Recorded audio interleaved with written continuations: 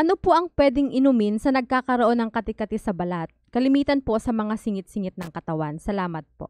Okay, number one, hindi naman gamot na kailangan nyo is except personal hygiene. Alam ko na malamig ang panahon ngayon, so ang tendency po ng tao po ay hindi maligo na regularly. Kung once a day lang po kayo naliligo, maligo po kayo sa late afternoon. Ako kasi naliligo ako at bedtime eh. Okay? And then, drink more water. Sa ngayon na malamig, hindi po pala ng mga tao ng tubig, and with that, magda-dry po yung skin, and dry skin po could cause itchiness. So add more water at 50 ml per kilo per day.